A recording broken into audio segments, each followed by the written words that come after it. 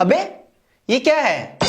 तुम्हारे अध्यक्ष जेपी नड्डा का कहना है कि मोदी के पीएम बनने से पहले भारत घुटने टेक कर चलता था।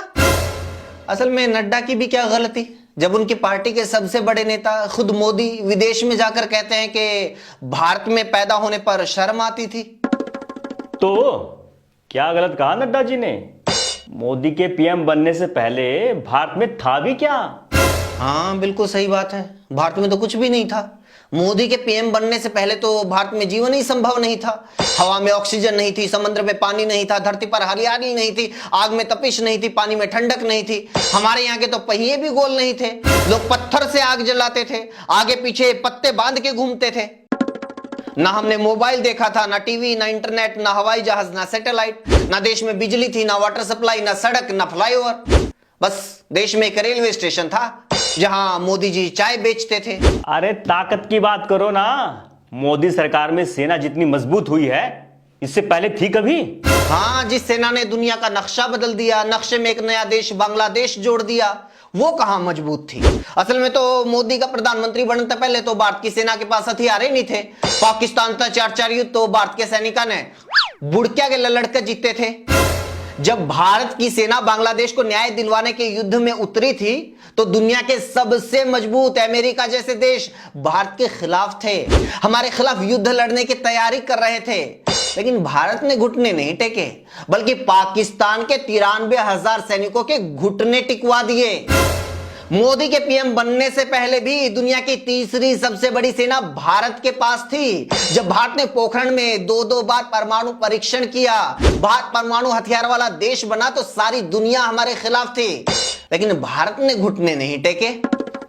फिर भी दुनिया में भारत की क्या छवि थी?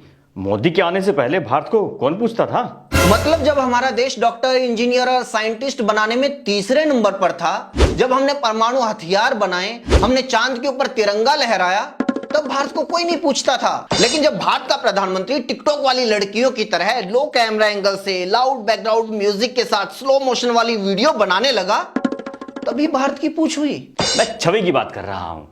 मोदी के आने के बाद भारत की छवि दुनिया में सुधरी है। आज पूरी दुनिया में भारत का डंका बज रहा है। हाँ, ह्यूमन डेवलपमेंट इंडेक्स 191 देशों में 132वें नंबर पर, इनकम इनक्वालिटी इंडेक्स 161 देशों में 123वें नंबर पर, ग्लोबल हंगर इंडेक्स 121 देशों में 107वें नंबर पर, हैप्पीनेस इंडेक्स 137 देशों में 126वें नंबर पर, और प्रेस फ्रीडम में 180 देशों में 161वें नंबर पर। दिख रहा है देश का डंका बज रहा है या देश की लंका लग रही है?